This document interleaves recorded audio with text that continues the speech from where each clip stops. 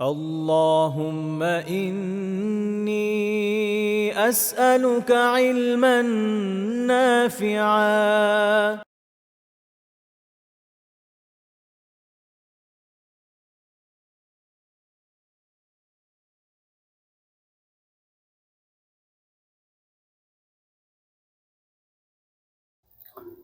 إن الحمد لله نحمده ونستعينه ونصلي على رسوله الكريم وعلى آله وصحبه أجمعين أما بعد আমরা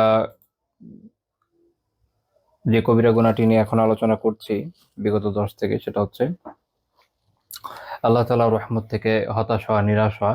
এই বিষয়ে আমরা বিগত 10 কিছু আলোচনা করেছি। বিশেষ করে 2টি আয়াত নিয়ে আলোচনা করেছি। আজকে ইনশাআল্লাহ তাআলা এই প্রসঙ্গে আরো কিছু আলোচনা আমরা করব। তো আগের দিনের দর্শে আমরা এই বিষয়গুলো নিয়ে কথা বলেছি যে আল্লাহ তাআলার রহমত থেকে হতাশ হওয়া, নিরাশ হওয়া একটা বড় কবিরা গুনাহ, এবং এটা আসলে মানুষের অনেক ধরনের কুফর শিরকের মধ্যে লিপ্ত হওয়ার একটা মূল কারণ। এ প্রসঙ্গে একটা কথা বলা যায় যে দেখেন, মানুষ যখন আল্লাহ তাআলাকে আসলে সঠিকভাবে চিনতে ব্যর্থ হয়, এর ফলে সে কিন্তু এর ফলেও এক ধরনের হতাশা, এক ধরনের নিরাশার মধ্যে পড়ে। তো সে আল্লাহ তাআলার কাছ থেকে তার জীবনের প্রয়োজন পূরণ করে নেওয়ার যে আ সরই বিধান, সেটা অনুধাবনে ব্যর্থ হয়, এবং দেখবেন এই ধরনের হতাশা, নিরাশা থেকেই মানুষ অনেক সময় বিভিন্ন ধরনের শিরকে পতিত হয়, বিভিন্ন ধরনের কুফরে লিপ্ত হয়, বিদআতে লিপ্ত হয়। তার মনে হয় যে আমার তো এটা দরকার। তো সে আসলে যদি বিশ্বাস করে যে আল্লাহ তাআলাই একমাত্র দাতা, তাহলে তো আল্লাহ তাআলার কাছেই যাওয়ার কথা। কিন্তু আসলে সে আল্লাহ তাআলার রহমত থেকে একরকম নিরাশ হয়ে তার মনে হয় যে না, আমি হয়তো আল্লাহ তাআলার কাছে পাবো না, আল্লাহ তাআলা ডাইরেক্ট আমাকে দিবেন না, তাই আরেকজনের মাধ্যমে আমার যাওয়া লাগবে। তো এই চিন্তা করে বিভিন্ন ধরনের শিরকের উদ্ভব হয়। যে সকল জনগোষ্ঠী বিভিন্ন মূর্তির পূজা করে, তারা অনেক ক্ষেত্রে এইজন্যই করে যে তারা মনে করে যে এগুলোর মাধ্যমে তারা আল্লাহ তাআলার কাছ থেকে এই জিনিসটা পাবে, যেটা তাদের মনে হচ্ছে যে সরাসরি হয়তো পাবে না। এটাও তো আল্লাহ তাআলার রহমত থেকে আসলে হতাশা। আল্লাহ তাআলা সম্পর্কে এটা হচ্ছে সুউজন। আল্লাহ তাআলা সম্পর্কে কুধারণা। আমরা ইনশাআল্লাহ তাআলা এটা নিয়ে পরে একসময় আলোচনা করব। এটা হচ্ছে আল্লাহ তাআলা সম্পর্কে কুধারণা। কারণ একমাত্র দাতা তো আল্লাহ তাআলা। একমাত্র দাতা আল্লাহ তাআলা। আল্লাহ তাআলা আর-রাজ্জাক। আপনার যদি রিজিক দরকার পড়ে, আল্লাহ তাআলাই দিবেন। বা আল্লাহ তাআলা ছাড়া আমাদের পক্ষে তো আসলে আর কারো কাছ থেকে পাওয়ার কোনো সম্ভাবনাই নাই। বাকি এই সকল উপাস্য যাদেরকে মানুষ ডাকে, এগুলো তাদের একটা ভুল ধারণা। বাস্তবে এদের তো অনেকের কোনো অস্তিত্বই নেই। আবার যাদের অস্তিত্ব আছে এরা অনেকে গেছে মরে। যেমন আ এমন কিছু রিলিজিয়ন আছে, তারা এমন কিছু ব্যক্তিকে পূজা করছে যারা হয়তো অনেক আগে মরে গেছে। আবার বিভিন্ন দল বিভিন্ন দল, বিভিন্ন গোষ্ঠী যারা নিজেদেরকে মুসলিম মনে করছে, তারা অনেক ক্ষেত্রে আ এমন সব ব্যক্তির হয়তো উপাসনা করছে, তাদের কবরে গিয়ে সিজদা করছে বা তাদের কাছে চাচ্ছে, কবরের তওয়াফ করছে, তাদের কাছে চাচ্ছে। তারাও অনেক আগে আসলে এ দুনিয়া থেকে বিদায় নিয়েছে। তো বিভিন্নভাবে মানুষ এই ধ এই ধরনের বিভিন্ন সত্তার কাছে চাচ্ছে। কেন চাচ্ছে? কারণ তার মনে হচ্ছে যে এদের মাধ্যমে চাইলে পাওয়া যাবে সহজে। কেন আল্লাহ তাআলা কি আপনাকে শোনেন না? আল্লাহ তাআলা কি সর্বশ্রোতা নন? তিনি কি সর্বদ্রষ্টা নন? তিনি কি আমার আপনার অবস্থা জানেন না? তার কাছেই চাইতে হবে। যেখানে আল্লাহ তাআলা আমাদেরকে সরাসরি পথ করে দিয়েছেন তার কাছে চাওয়ার, সেখানে আমাদের এমন কি ঠেকা পড়েছে এরকম অন্য কারো মাধ্যমে চাওয়ার? প্রয়োজন নেই তো। কিন্তু এটা মানুষ তখনই করে যখন সে আসলে আল্লাহ তাআলার রহমত থেকে, আল্লাহ তাআলার মেহেরবানি থেকে হতাশ হয়ে যায়। তার মনে হয় যে আল্লাহ তাআলার কাছে আমি কিভাবে যাবো? কিভাবে পৌঁছাবো? আল্লাহ তাআলা কি আমার মতো পাপী-তাপির কথা শুনবেন? আল্লাহ তাআলা সবার কথা শুনেন। পৃথিবীর সবচেয়ে বড় থেকে বড় যে পাপী, সেও তো রিজিক পাচ্ছে, সেও তো খেয়ে পরে আছে, সেও তো তার জীবনযাপন করে যাচ্ছে। এদের অনেকের হয়তো সংসারও হচ্ছে। আ আ খালি চোখে যাদেরকে অনেক বড় পাপী মনে হয়, তার থেকেও বড়, বড় পাপী কিন্তু আছে যাদেরকে হয়তো আমরা অনেক সময় খালি চোখে বুঝি না। অ্যা যেমন একটা উদাহরণ যদি আমরা দেই, আপনারা জানেন যে ৯০ এর দশকে ইরাকে যুক্তরাষ্ট্র একটা বড় এমবার্গো দিয়েছিল। এর ফলে প্রচুর অনেক বাচ্চা-কাচ্চা তারা পুষ্টির অভাবে না খেয়ে মারা গিয়েছে। প্রায় ৫ লাখের মতো, আরো বেশি হবে। তো এটার পিছনে জড়িত যে সকল ভদ্রলোকেরা কোট টাই পরে ঘুরে বেরিয়েছে দুনিয়ার বুকে, এখনো এদের অনেকে বেঁচে আছে, অনেকগুলো মরেও গিয়েছে। তো তারা কি অনেক বড় শয়তান না? তাদের মতো শয়তান আপনি কোথায় পাচ্ছেন? আধুনিক জামানায় বা এখন ইসরায়েলে যারা ক্ষমতায় আছে তারা। আল্লাহ তাআলা এদেরও রিজিক দেয়। আল্লাহ তাআলা এদেরও রিজিক দিচ্ছেন। আল্লাহ তাআলা এদেরও খাইয়ে পরিয়ে রাখছেন। এদেরও সংসার আছে, এদেরও পরিবার চলছে। তো আল্লাহ তাআলা যদি এদেরকে দেন, আমরা তো নিশ্চয়ই আলহামদুলিল্লাহ এদের চেয়ে অনেক ছোট পর্যায়ে আছি। যতটুকু জুলুম করি না কেন নিজেদের নফসের উপরে, এর থেকে অনেক কমই হবে বলে আশা করি। তো তাহলে আমরা কেন হতাশ হবো? আমরা কেন হতাশ হবো? আল্লাহ তাআলার মেহেরবানিতে আমাদের ঈমান আছে। আল্লাহ তাআলার মেহেরবানি। তিনি আমাদেরকে ঈমান দিয়েছেন, আহলুস সুন্নাহ ওয়াল জামার উপর রেখেছেন, তাওহীদের দিশা দিয়েছেন, আমরা কেন হতাশ হবো, আমরা কেন নিরাশ হবো? আমরা আল্লাহ তাআলার কাছেই চাইবো এবং আল্লাহ তাআলা আমাদের দান করবেন, এই দৃঢ় আশা আমরা রাখবো। এবং আল্লাহ তাআলা মানুষের এই যে একটা মেন্টালিটি, যে কোনো কিছু না পেলে সে হতাশ হয়ে আসলে আহ, কোনো কিছু না পেলে সে হতাশ হয়ে যায় এবং এটা যে তাকে ধ্বংসের দিকে নিয়ে যায়, এটা কিন্তু আল্লাহ তাআলা কোরআনে আলোচনা করেছেন। সূরা বনী ইসরাঈলের 83 নম্বর আয়াত আল্লাহ তাআলা বলেছেন, ওয়া ইযা আনআমনা আলাল ইনসানি আ'রাদা ওয়া নাআ বিজারবিহি ওয়া ইযা মাসসাহু শাররু কানা ইয়াউসা। আল্লাহ তাআলা বলছেন যে যখন আমি মানুষের উপর কোনো নিয়ামত দিই, ওয়া ইযা আনআমনা আলাল ইনসান, যখন মানুষের উপর আমি কোনো নিয়ামত দান করি, যে কোনো নিয়ামত হতে পারে, সেটা তার সুস্বাস্থ্য হতে পারে, বা তারপরে তার প্রশস্ততা হতে পারে, রিজিকের প্রশস্ততা, তারপর নিরাপত্তা, সুস্বাস্থ্য, যেমন ইমাম ইয়াহয়া বিন সাল্লাম রাহিমাহুল্লাহ তাআলা বলছেন যে এটা হচ্ছে আস-সাআ ওয়াল আফিয়া, আহ, অর্থাৎ প্রাচুর্য এবং তার সুস্বাস্থ্য, নিরাপত্তা, এগুলো যখন সে দেয়, মানুষ কি করে জানেন? আল্লাহ তাআলা যখন এগুলো দেয়, আ'রাদা, মানুষ তখন আল্লাহ তাআলার থেকে মুখ মুখ ফিরিয়ে নেয়। অর্থাৎ তার মনে হয় যে আমি এত কিছু পেয়েছি, তার মধ্যে অহংকার চলে আসে। কখনো তার মনে হয় যে আমার এই গুণের কারণে হয়তো আমি এগুলো পেয়েছি। আবার কখনো সে আসলে এগুলো উপভোগ করতে গিয়ে আল্লাহকে ভুলে যায়। দেখবেন অনেক মানুষ আগে যখন অভাবে ছিল, আল্লাহ তাআলার মেহেরবানিতে সালাত আদায় করেছে, কিন্তু যখন অনেক রিজিক এসছে, তখন এগুলোর পিছনে ছুটতে ছুটতে ছুটতে ছুটতে সালাতের জন্য জামাতে হাজির হওয়ার সৌভাগ্য হারিয়ে ফেলেছে।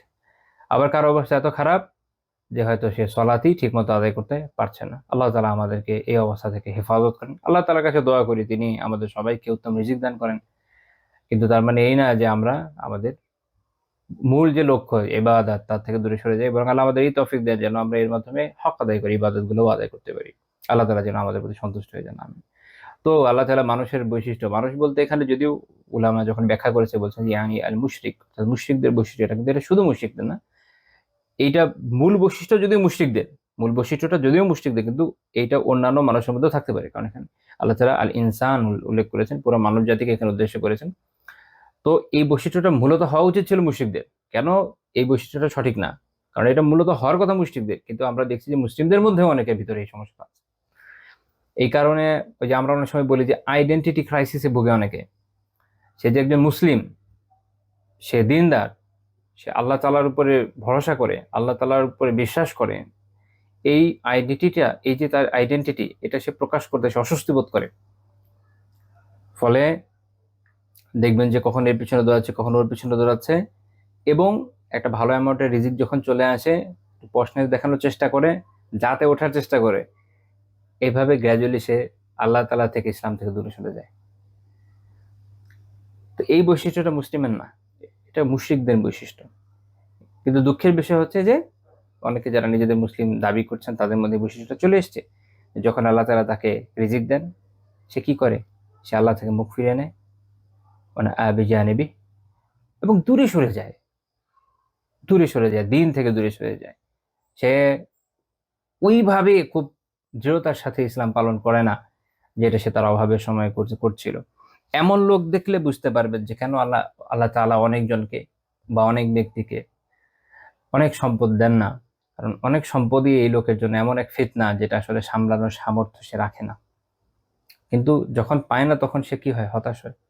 এই জন্য আল্লাহ তাআলা এরপরে বলছেন, ওয়া ইদা মাসসাহু শাররু, কিন্তু যখন তাকে শার বা বিভিন্ন ধরনের আহ, ক্ষতির মধ্যে কি হতে পারে, যেমন ধরেন তার বিভিন্ন রোগ বা বিভিন্ন কষ্ট, দারিদ্র্য, এগুলো যখন এগুলো দিয়ে যখন সে আক্রান্ত হয়, তখন কি করে সে? দেখেন, অনেক সম্পদ যখন আছে, প্রশস্ততা আছে, সুস্থতা আছে, সব দিক দিয়ে ভালো আছে, তখন আল্লাহ তাআলার কাছে যাচ্ছে না। কিন্তু যখন চলে যাচ্ছে এগুলো, যখন সে দারিদ্র্যে পড়েছে, যখন তার অসুস্থতা এসেছে, যখন সে দুর্বল হয়ে গিয়েছে, বা বিভিন্ন পারিপার্শ্বিক চাপ, বিভিন্ন সমস্যায় পড়েছে, কানা ইয়া উসা, তখন সে খুব হতাশ হয়ে পড়ে, তখন সে হতাশ হয়ে পড়ে। আহ খেয়াল করেন, অনেক ব্যক্তি আছে এই যে হতাশ হয়ে পড়ে, হতাশ হয়ে তো এক তো কেউ হচ্ছে যে আল্লাহ তাআলা থেকেই দূরে সরে যায়, সেটা অত্যন্ত ক্ষতিকর। বাট যদি এই হতাশা থেকে আল্লাহ তাআলার কাছে নিয়ে আসে, তখন এটাও আসলে খারাপ না, এটা তার জন্য ভালোই। অনেক ব্যক্তি আছে দেখবেন, যারা যখন ক্ষমতায় থাকে বা ছিল, তখন তারা অনেক দাপটের সাথে চলেছে, তখন তাদেরকে তো মসজিদে খুব বেশি দেখা যায় নাই, বা সেভাবে দিন পালন করতেও দেখা যায় নাই। এরকম লোকদের অনেককে দেখবেন যে জেলে গিয়ে মাশাআল্লাহ খুব দিনদার হয়ে বেরিয়ে আসছে, এরকম আছে কিন্তু, খেয়াল করলে দেখবেন অনেক আছে। আল্লাহ। তো এইটা এটা হয় কি যে তখন কি করবে আর, হ্যাঁ, তো তখন একটু ইবাদত বন্দেগী করে, নামাজ নামাজ পড়ছে, আহ, দাঁড়িয়ে রাখছে, মাশাআল্লাহ। তো যদি এইরকম পেরেশানিতে পরিণত দিনে আসে, তাহলে বুঝতে হবে এটা তার জন্য আসলে কল্যাণের বিষয়। আল্লাহ তাআলা তাকে আসলে এর মাধ্যমে খাইয়ে দিয়েছে, তখন তার এটার জন্য আল্লাহর শুকরগুজার হওয়া উচিত। তার উচিত হচ্ছে যে পুনরায় ওই আগের যে বাজে স্বভাব, আগে যে বাজে কাজগুলো সে করেছে, এটা যেন সে ফেরত না যায়। কিন্তু সেই শিক্ষা কি আসলে তারা নিচ্ছে? এটা হচ্ছে প্রশ্ন। দেখবেন যে নিচ্ছে না। এটা হচ্ছে দুঃখজনক।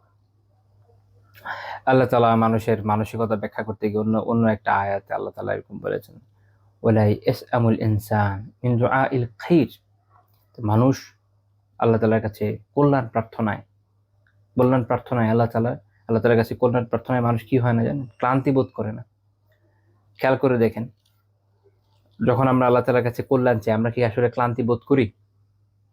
আমাদের যা যা চাওয়ার আছে, আমার এটা লাগবে, এটা লাগবে, এটা লাগবে, এটা লাগবে, দেখবেন মানুষের একটা ক্লান্তি বোধ আসে না, তখন মানুষ চাইতে থাকে। সেটা সে কখনো মনে মনে চায়, কখনো দোয়া করে চায়, সলাতের পরে চায়। এটা মানুষের বৈশিষ্ট্য, যে মানুষ এটাতে ক্লান্তি বোধ করে না, বিরক্ত হয় না, সে চাইতেই থাকে।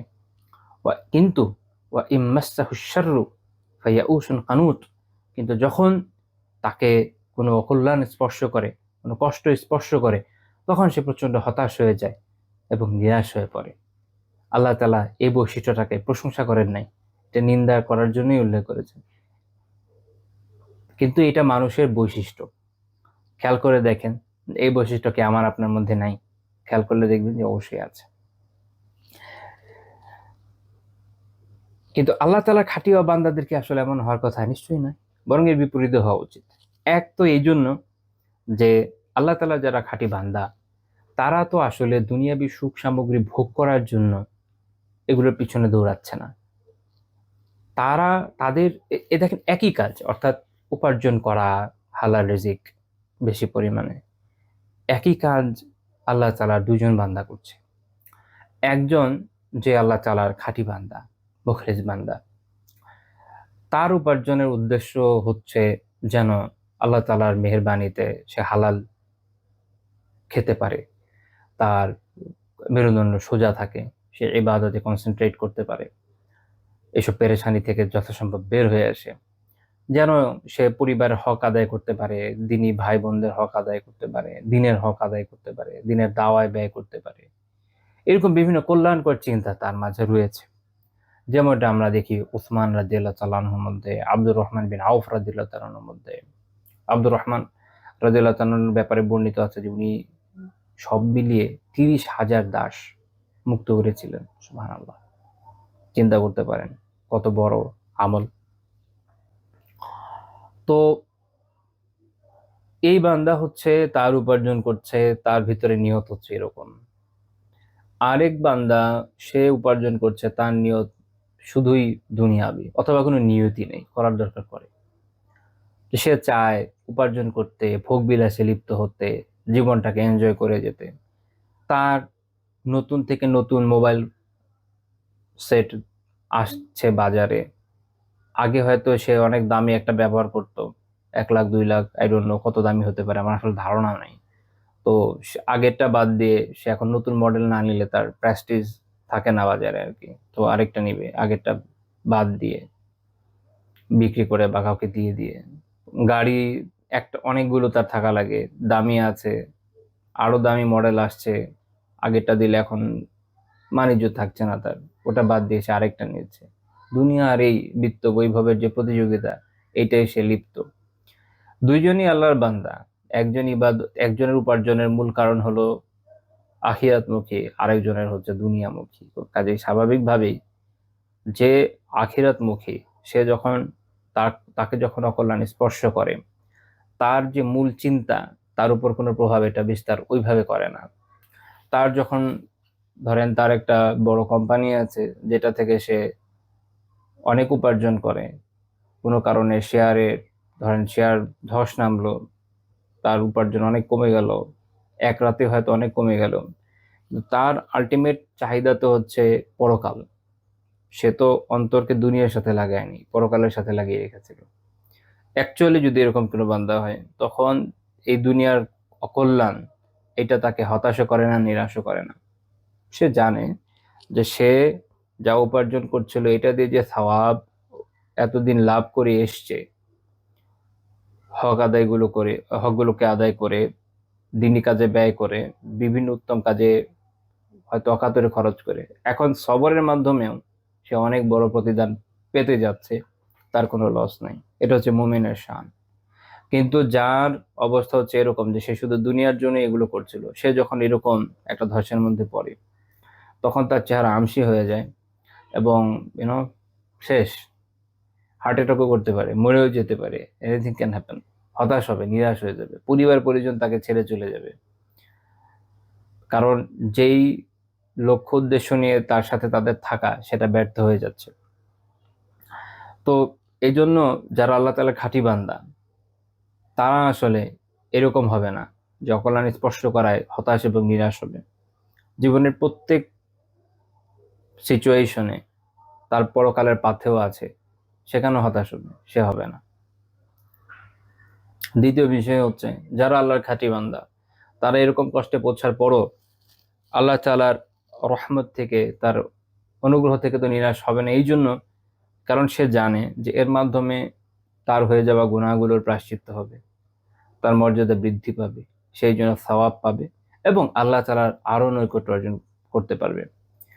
সর্বোপরি তাকদীরের ভালো মন্দের উপরে বিশ্বাসেরও তো একটা পরীক্ষা আছে, সেটা এক একজন এক একভাবে দিবে। তার পরীক্ষাটা এই জায়গাতে, এবং সে যখন দৃঢ়তার সাথে এই পরীক্ষাটা উতরে যাবে, তখন তার আকীদার যে পরিশুদ্ধি, সেটার প্রমাণ এখান থেকে বের হবে। এইটা পরকালে তার পাথেয় হবে। কাজেই যে আল্লাহ তাআলাকে দৃঢ়তার সাথে বিশ্বাস করে, যে যার যে মুখলিস, যে আখিরাতমুখী, তার এই বৈশিষ্ট্য নয় যে সে অকল্যাণ দ্বারা আক্রান্ত হওয়ার কারণে হতাশ হবে বা নিরাশ হবে না।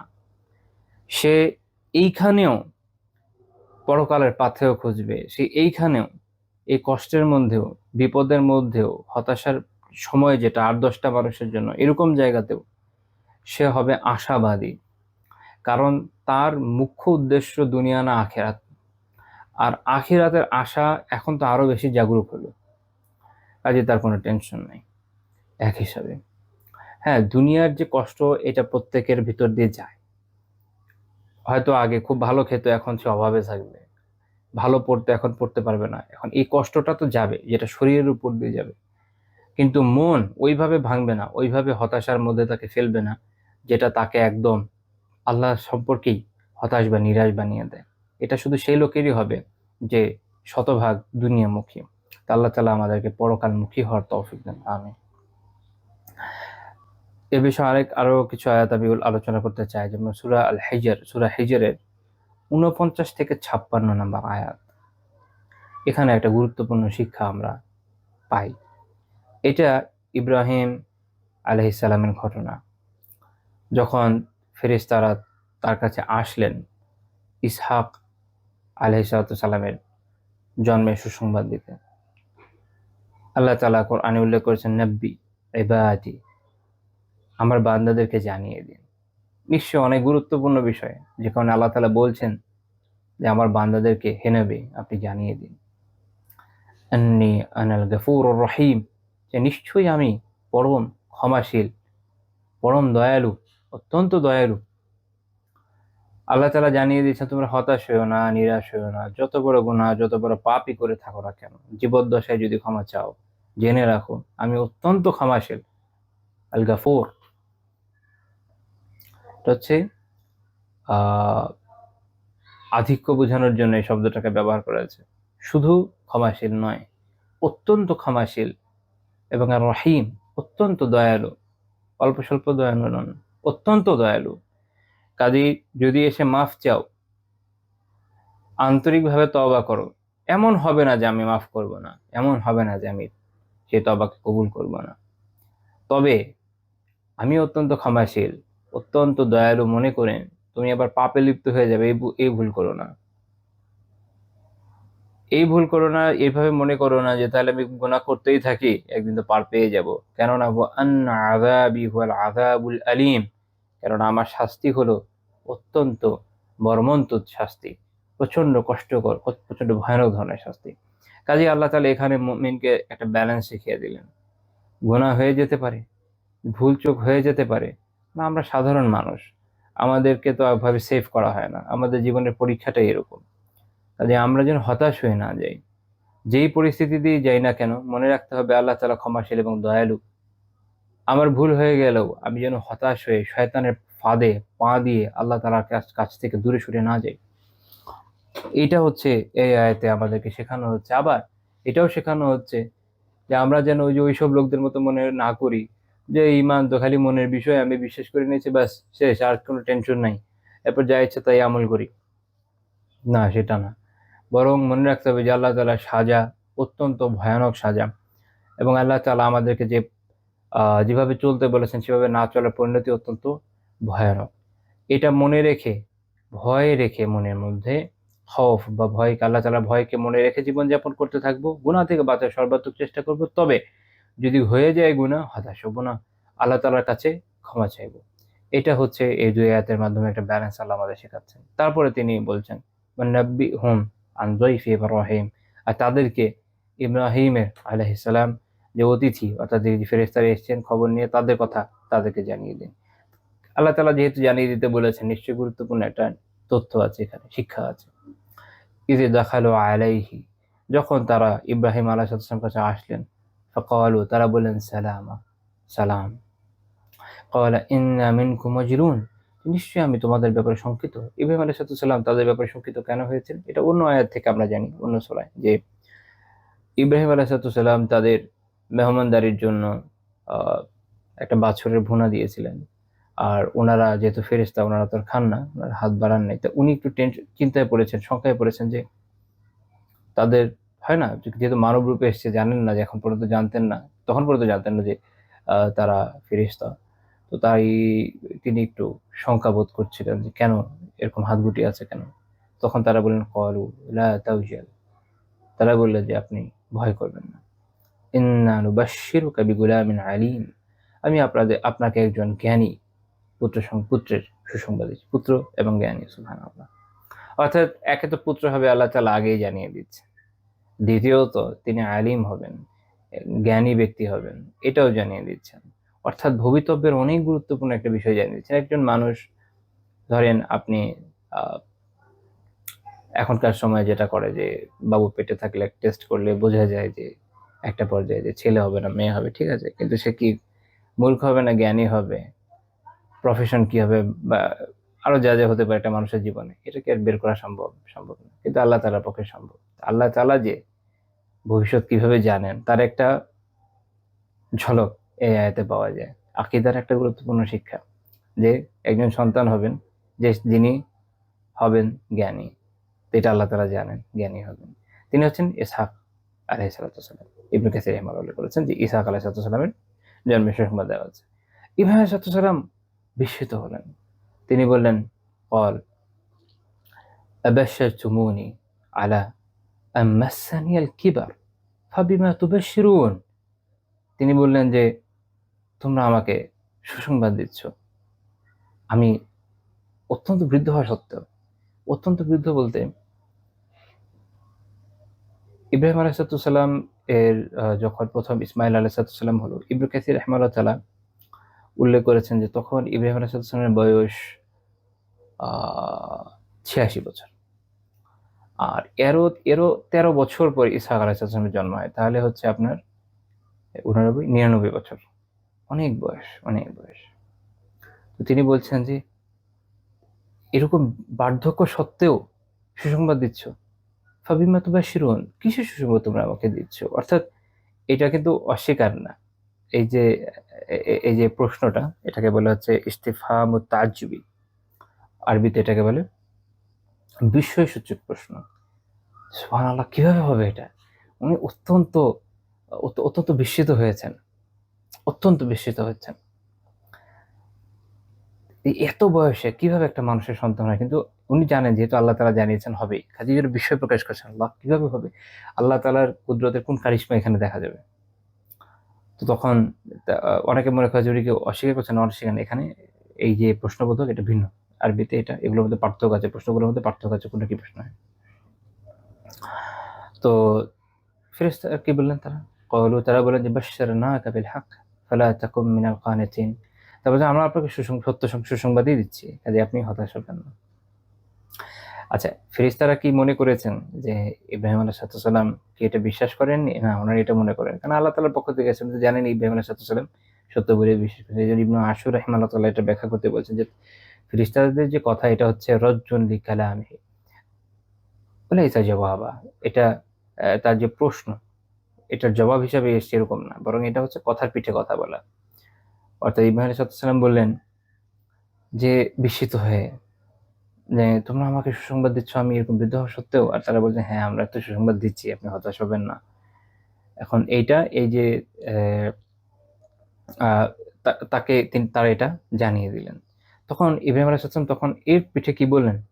তিনি বললেন কল ওয়ামাই ইয়াকনাতু মির রাহমাতি রাব্বিহি ইল্লা যাল্লুন। যারা পথভ্রষ্ট, যারা পথভ্রষ্ট তারা ছাড়া কে তার প্রতিপালকের, তার রবের অনুগ্রহ থেকে নিরাশ হয়। ইব্রাহিম আলাইহিস সালাম কিন্তু এখানে প্রশ্ন করেন নাই। আপনার বাংলায় পড়লে মনে করতে পারেন প্রশ্ন না, এটা হচ্ছে ইস্তিফহামুন ইনকারিয়ুন। অর্থাৎ এটা এমন একটা প্রশ্ন আরবিতে যেটা আসে যেটা ইনকার করে, অর্থাৎ অস্বীকার করার জন্য ব্যবহৃত হয়। অর্থাৎ এর অর্থ হচ্ছে যে একমাত্র পথভ্রষ্টরাই আমার প্রতিপালকের অনুগ্রহ হতে নিরাশ হয়। তাহলে আল্লাহ তাআলার অনুগ্রহ থেকে নিরাশ হয় কারা? যারা পথভ্রষ্ট, যারা পথভ্রষ্ট। তো তার মানে হচ্ছে আমরা যে বললাম যে তিনি যেন বলছেন যে এই যে সন্তানের সুসংবাদ, এটাই আমি আশ্চর্য হচ্ছি, কারণ আমি এরকম পার্থক্যে আল্লাহ আমাকে এই নিয়ামত দিচ্ছেন। এমন না যে আমি আল্লাহ তাআলার রহমত থেকে নিরাশ, কারণ আল্লাহর রহমত থেকে তো পথভ্রষ্টরাই নিরাশ হয়। তো চিন্তা করেন আহ এরকম বয়সে এসে যখন মানুষের সন্তান হওয়া অসম্ভব বলে মনে হয়, মানুষের ওই সময় আসলে সক্ষমতায় চলে যায় একজন পুরুষের, এবং তার স্ত্রীও অনেক বয়স্ক ছিলেন ওই সময়। এরকম বয়সে এসে সন্তান, এটা আল্লাহ তাআলার দান। আল্লাহ তাআলা এই যে ঘটনাটা আমাদের জানিয়েছেন যেন আমরা বুঝি। অনেক মানুষ আছেন যাদের হয়তো লম্বা সময় সন্তান হয় না। শুধু সন্তান না, ওভারঅল প্রত্যেক রিজিকের বিষয় এটা সত্য। হতে পারে একটা দীর্ঘ সময় আপনার চাকরি হচ্ছে না, হতে পারে একটা দীর্ঘ সময় আপনি রেজাল্ট ভালো করছেন না, হতে পারে একটা দীর্ঘ সময় আপনি সুস্থতা পাননি, অসুস্থ অবস্থায় কাটিয়ে যাচ্ছেন। জীবনের যে পরীক্ষাগুলো লম্বা সময় ধরে চলছে, এখানে হতাশ হওয়ার কিছু নাই। মনে রাখেন আল্লাহ তাআলা যে কোনো সময় যদি চান এই দুনিয়াতে আপনার এই কষ্টটাকে দূর করে দিতে পারেন। এই আয়াতগুলো আমাদেরকে বলে দিচ্ছে আমরা যেন হতাশ না হই, নিরাশ না হই। আল্লাহ তাআলার রহমত থেকে নিরাশ হওয়া, হতাশ হওয়া, এটা মূলত যারা পথভ্রষ্ট কুফাররা এবং ইসলামের ভিতর যারা নিজেদেরকে মুসলিম দাবি করে কিন্তু পথভ্রষ্টতায় আক্রান্ত এমন ব্যক্তিদেরই স্বভাব হতে পারে। একজন ভালো মুমিন, একজন মুখলিস মুমিন, তার এটা বৈশিষ্ট্য হবে না। সে আল্লাহ তাআলার রহমতের প্রত্যাশী হবে, আল্লাহ তাআলার মেহেরবানির আকাঙ্ক্ষী হবে। সে হতাশ হয়ে যাবে না। অনেকদিন হয়তো অসুস্থ, সে ভাববে যে আল্লাহ তাআলা তো এর জন্য আমাকে সওয়াব দিচ্ছেন। সে আল্লাহ তাআলার কাছে দোয়া চাইতে থাকবে, ই আল্লাহ দয়া করে আমাকে, সে আল্লাহ তাআলার কাছে দোয়া করতে থাকবে যে আল্লাহ আমাকে দয়া করে শিফা দেন। এবং যতদিন এই মুসিবতের উপর দিয়ে যাচ্ছি ততদিন সবরে জামিল দেন। এর ফলে তার এই মুসিবত, তার যে গুনাহ তা মাফের কারণ হবে, কাফারা হবে। হয়তো এটার কারণে আল্লাহ তাআলা অনেক নিয়ামত এই দুনিয়াতে তাকে দিচ্ছেন যেটা সে জানেও না। আর পরকালে তো এর বিশাল প্রতিদান সে পাবে। একই রকম ভাবে কারো হয়তো সন্তান হচ্ছে না, সে সবর করবে, আল্লাহ তাআলার কাছে সবর জামিল চাইবে যতদিন না হচ্ছে, এবং হতাশ হয়ে যাবে না, আল্লাহর কাছে চাইতে থাকবে। কারো চাকরি হচ্ছে না, পড়াশোনায় ভালো করছে না, সেও সবর করবে, আল্লাহ তাআলার কাছে কষ্টের সময়টা সবর জামিল চাইবে এবং আল্লাহ তাআলার কাছে দোয়া করতে থাকবে যেন আগামীতে এই কষ্টটা দূর হয়ে যায় এবং উত্তম চাকরি হোক, ব্যবসা হোক, এর ব্যবস্থা হয়ে যায়, পড়াশোনায় ভালো করতে পারে, আল্লাহ তাআলার কাছে সে চাইতে থাকবে। মনে রাখবেন, আল্লাহ তাআলা যে কোনো সময় হাওয়ার গতিপথ চেঞ্জ করে দিতে পারেন। এটা আল্লাহ তাআলার জন্য কোনো ব্যাপার না। আমার আপনার কাছে অনেক বড় বিষয় মনে হতে পারে, কিন্তু আল্লাহ তাআলার জন্য কোনো ব্যাপার নয়। এমন অনেক মানুষের জীবনের ঘটনা আপনারা শুনে থাকবেন, যারা এক জীবন অনেক কষ্টের মধ্যে কাটিয়ে একটা সময় গিয়ে বেশ বয়স হওয়ার পরে আল্লাহ তাআলার মেহেরবানিতে অনেক রিজিক পেয়েছেন। অনেকে আছেন যারা পড়াশোনা হয়তো করতে পারেন নাই, কিন্তু খুব আগ্রহ ছিল যে আমি একসময় করব, করেছে। অনেক বয়স্ক হয়ে অনেকে পড়াশোনা করেছে। এবং এবং আমাদের ইসলামী ইতিহাসে এরকম ব্যক্তি অনেক রয়েছেন, যারা শুরুই করেছেন অনেক বয়সে, যখন তাদের মনে হয়েছে যে আমার আসলে ইলম অর্জন করা দরকার। আর সেকুলার নলেজও তো এটার উদাহরণ আপনারা ওই কিছুদিন পরপরই পত্রিকাতে কম বেশি দেখেনি। তো তার মানে হচ্ছে যে আল্লাহ তাআলা যে কোনো সময় যে কারো অবস্থা চেঞ্জ করতে পারেন। আল্লাহ তাআলা ফকিরকে যেমন আমির বানাতে পারেন, আমিরকে ফকিরও বানাতে পারেন। এটা আল্লাহ তাআলার জন্য কোনো ব্যাপার না। কাজেই আল্লাহ তাআলার রহমত থেকে নিরাশ হওয়া যাবে না। এইখানে ইব্রাহিম আলাইহিসসালামের ঘটনাটা বিশেষভাবে এই জন্য উল্লেখযোগ্য। দেখেন, এইখানে যে ঘটনাটা ঘটছে, আপাত দৃষ্টিতে এটা প্রায় অসম্ভব পর্যায়ে। সাধারণভাবে আমরা যেভাবে চিন্তা করি, এই বয়সে কি কার বাবু হয়? কিন্তু এখানে স্বামীরও এত বয়স, স্ত্রীরও কম না, সেখানে বাচ্চা হওয়া, লালন পালন অনেক বড় বিষয়। আল্লাহ তাআলা এটাকে সম্ভব করেছেন, আল্লাহ তাআলার জন্য এটা কোনো ব্যাপারই ছিল না। তো এইটা দেখিয়ে আল্লাহ তাআলা আমাদের একটা জিনিস বুঝিয়ে দিয়েছেন যে দেখো, এইরকম অসম্ভবই যেখানে আমার জন্য কোনো ব্যাপার না, আমি সম্ভব করতে পারি, সেখানে তোমার জীবনের যে কষ্ট, এটা তো আসলে তেমন কিছু না। তো হতাশ হবা কেন? হতাশ হও না, নিরাশ হও না, আল্লাহর উপর ভরসা রাখো। তোমার জীবনে যদি এতে কল্যাণ থাকে, আল্লাহ তাআলা এই দুনিয়াতে এটাকে সরাই দিবেন, আজ হোক বা কাল। হ্যাঁ, এটা হতে পারে যে হয়তো শরীরে কল্যাণ নাই, সে কারণে আল্লাহ তাআলা পরকালীন কল্যাণ দিলেন। মুমিনের টেনশন নেই। কারণ ওই যে এর আগে আমি বলেছি আপনাদেরকে যে মুমিন মুমিন এক এক জীবন থেকে আরেক জীবন ইন্তেকাল করে, এক জীবন থেকে আরেক জীবনে যায়। এই জিনিসটা যদি মাথায় সেট করে নিতে পারেন, তো টেনশনের কিছু নেই। এই দুনিয়ায় যা হচ্ছে হচ্ছে, একসময় পরকাল পেয়ে যাব, এক জীবন থেকে আরেক জীবনে চলে যাব।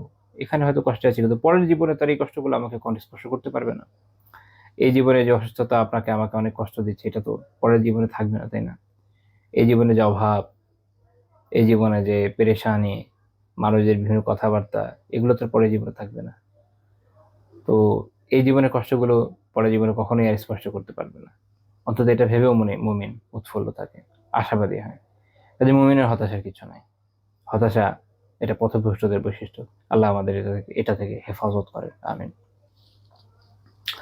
সূরা আর-রুমে 36 থেকে 37 নম্বর আয়াতে আল্লাহ তাআলা বলেছেন, ওয়া ইযা আযাকনা নাস রাহমা, যখন আমি মানুষকে আমার রহমতের স্বাদ আস্বাদন করাই, ফারিহু বিহা, তখন সে হয়ে যায় উৎফুল্ল। ওয়া ইন তুসিবহুম সাইয়্যা, কিন্তু যখন ওয়া ইন তুসিবহুম সাইয়্যাতুম বিমা কদ্দামাত আইদিহিম, কিন্তু যখন যদি তাদের কৃতকর্মের কারণে তাদের কোনো অনিষ্ট পৌঁছে, কোনো অনিষ্ট যখন তার হয়, কিসের জন্য জানেন? বিমা কদ্দামাত আইদিহিম, যা সে কামাই করেছে, অর্থাৎ যে পাপ সে করে। এখন পাপের জন্য আল্লাহ তাআলা বান্দাকে সব তো আর ধরেন না, কিছু কিছু ধরেন। যা ধরেন তাতেই আমাদের অবস্থা টাইট হয়ে যায় দুনিয়ায়। তাহলে চিন্তা করেন, পরকালে যখন সবগুলোর জন্য ধরবেন, আমাদের কি হবে?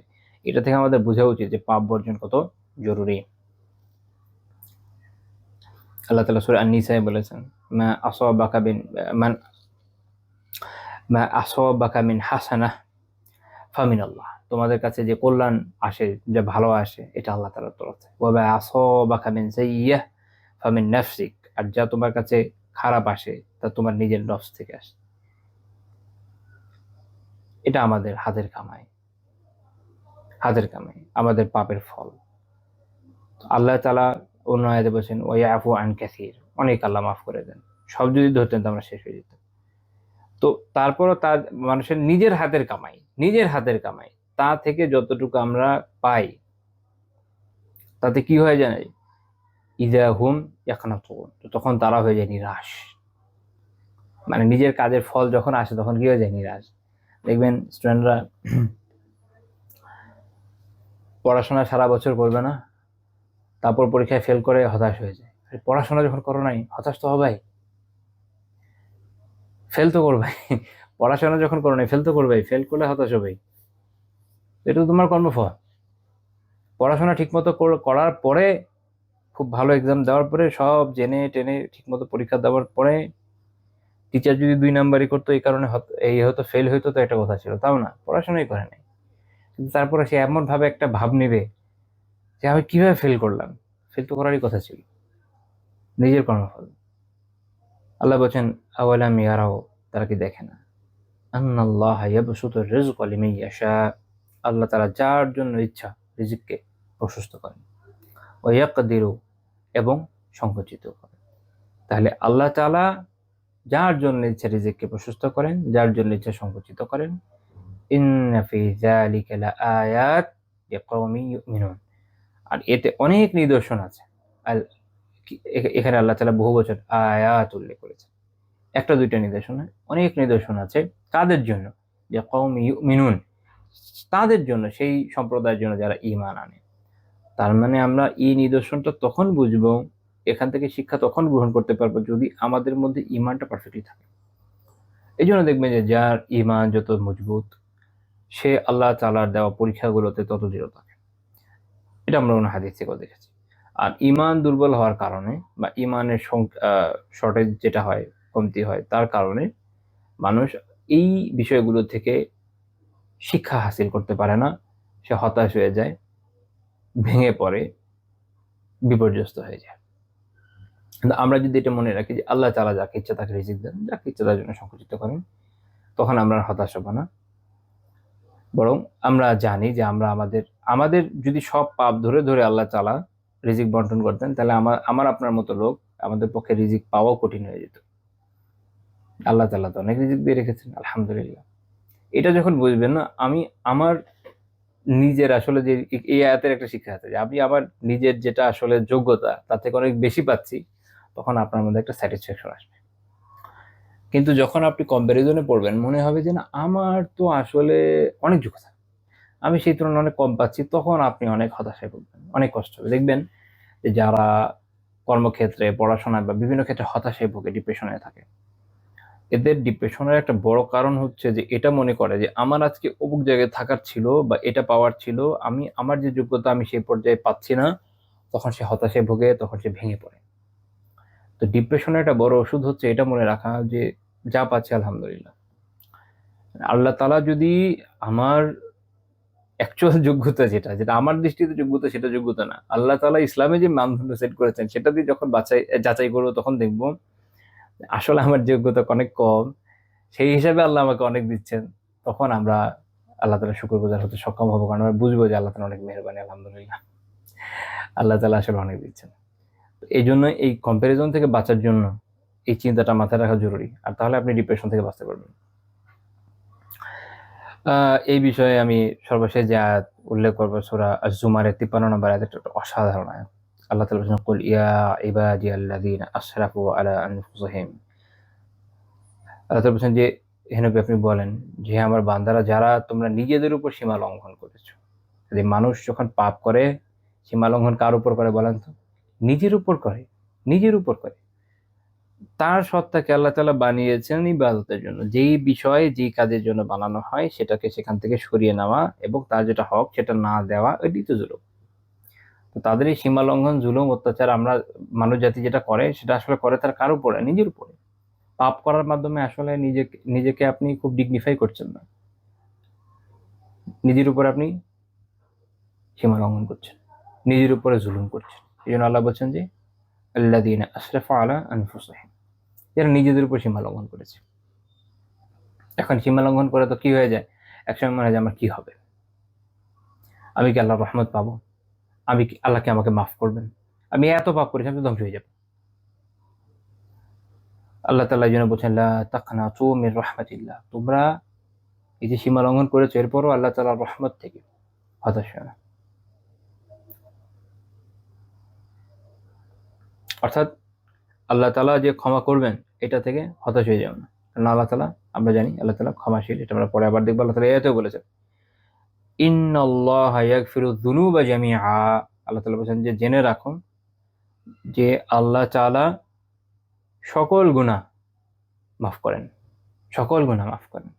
এমন কোনো গুনাহ আসলে নাই যেটা আল্লাহ মাফ করেন না। মনে রাখেন যে সবচেয়ে বড় গুনাহ হচ্ছে শিরক, আর কালিমা পাঠের মাধ্যমে বান্দা এখান থেকেও মাফ পেয়ে যায়। তো চিন্তা করেন, সবচেয়ে বড় গুনাহ থেকে যখন আল্লাহ মাফ করেন, তাহলে সকল গুনাহ থেকেই তো আল্লাহ মাফ করতে পারেন। তো আল্লাহ সবকিছু থেকে মাফ করেন। এই জন্য আল্লাহ বলছেন যে হতাশ হয়ে যেও না, আল্লাহ তাআলা সকল গুনাহ থেকে মাফ করেন, তবে কারা?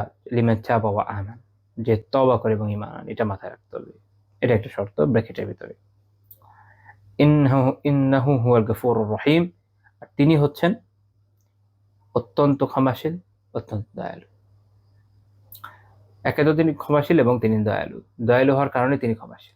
আবার ক্ষমাশীলতার সাথে দয়ার একটা রিলেশন আছে। এই দুইটা পরস্পর সম্পৃক্ত। তো কাজেই আল্লাহ তাআলা মাফ করবেন। যেমন দুনিয়াতে বিচারকরা চাইলেও অনেক সময় মাফ করতে পারে না। কেমনে করবে? অনেকে তো দয়াও থাকে না, আবার দয়া থাকলেও তাকে লিগ্যাল ফ্রেমের ভিতর থাকতে হয়। তারা ফ্রেমটাকে বানায় নেয়। কিন্তু আল্লাহ তাআলা সার্বভৌম, তার রাজত্ব, যাকে ইচ্ছা তাকে ক্ষমা করবেন, কে আটকাবে তাকে? এবং তিনি ক্ষমাশীল, তিনি বান্দাকে ক্ষমা করেন, অত্যন্ত ক্ষমাশীল। তিনি বান্দাদের অবস্থা খুব ভালো মতো জানেন।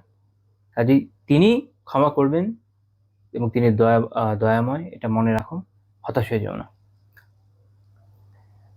এই আয়াত সম্পর্কে হাদিস আছে, সাওবান রাদিয়াল্লাহু আনহু থেকে বর্ণিত, যে রাসূলুল্লাহ সাল্লাল্লাহু আলাইহি ওয়াসাল্লাম বলেছেন, বা উহিব্বু আন্না লিয়াদ দুনিয়া ওয়া মা ফিহা বিহাযিহিল আয়া। এই আয়াতের ব্যাপারে আল্লাহ রাসূল বলেছেন যে আমি এটা পছন্দ করি না যে এই আয়াতের বদলে দুনিয়ার সবকিছু পাবো, এটা পছন্দ করি না।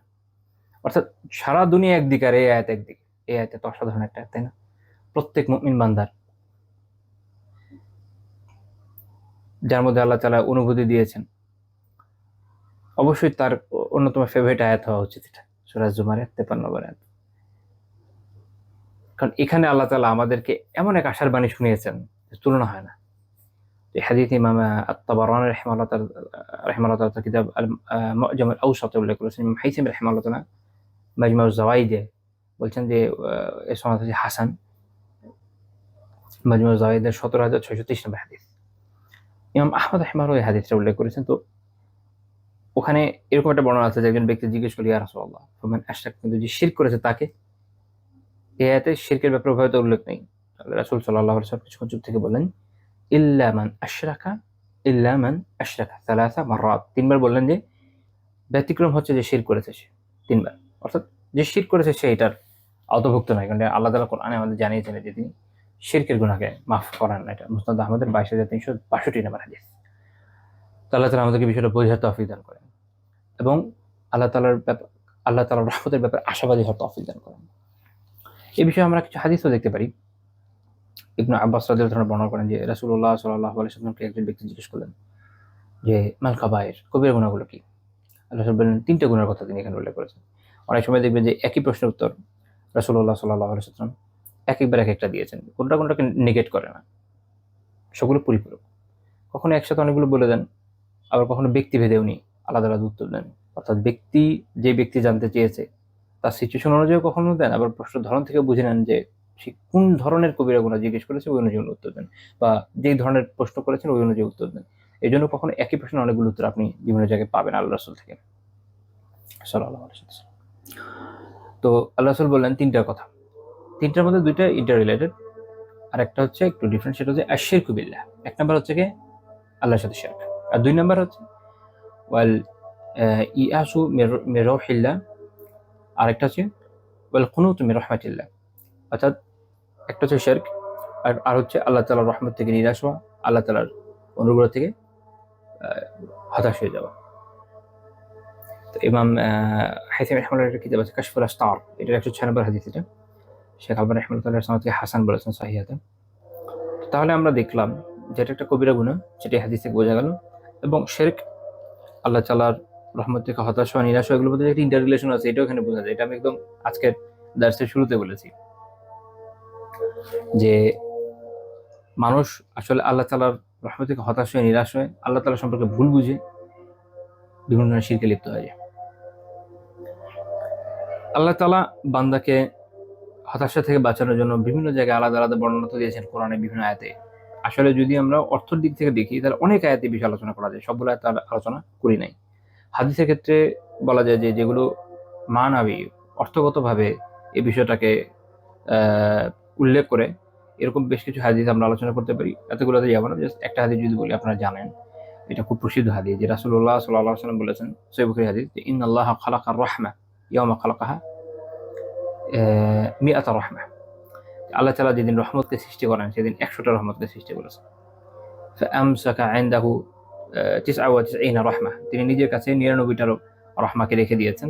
ওয়া আরসালা ফি খালকিহি কুল্লিহিম রাহমাতান ওয়াহিদা, আর সমস্ত সৃষ্টির মধ্যে পাঠিয়েছেন বাকি একটা রহমাকে।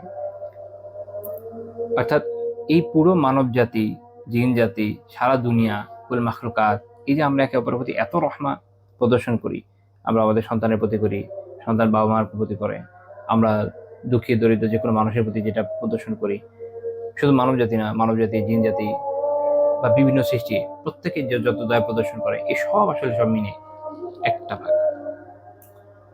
ফালাউ ইয়ালামুল কাফিরু বিকুল্লিল্লাযী ইনদাল্লাহি মিনার রাহমা, কাফির যদি জানতো যে আল্লাহ তাআলার কাছে যে রহমত সংরক্ষিত আছে এটা কিরকম, লাম ইয়াস মিনাল জান্নাহ, তাহলে সেও, একজন কাফিরও জান্নাত থেকে নিরাশ হতো না। তার মনে তো মনে হয় আমিও জান্নাত পেয়ে যাবো কুফর করার পর, মানে এত বেশি অতি আশা পোষণ করে বসতো। ওয়ালাউ ইয়ালামুল মুমিনু বিকুল্লিল্লাযী ইনদাল্লাহি মিনাল আযাব, আর মুমিন যদি জানতো যে আল্লাহ তাআলার কাছে কি পরিমাণ আযাব আছে, লাম ইয়ামান মিনান নার, সে নিজেকে জাহান্নাম থেকে নিরাপদ মনে করতো না। এখানে একটা ব্যালেন্স আল্লাহ তাআলা আমাদেরকে তার রাসূলের মাধ্যমে জানিয়ে দিয়েছেন হাদিসের মাধ্যমে। সেটা হচ্ছে এই, আল্লাহ তাআলার রহমত এত, আল্লাহ তাআলার কাছে রহমত এত বেশি আছে যে সেই সাপেক্ষে সেটার দিকে যদি আপনি তাকান কখনো নিরাশ হবেন না। আবার আল্লাহ তাআলার যে আযাব এটা এত ভয়ানক, এটা যদি বুঝতে সক্ষম হন তাহলে কখনো নিজেকে নিরাপদ ভাববেন না। ব্যালেন্সের মধ্যে থাকবেন, যে আমলের উপরে থাকবেন এবং আশাবাদী থাকবেন, হতাশার জায়গা থাকবে না।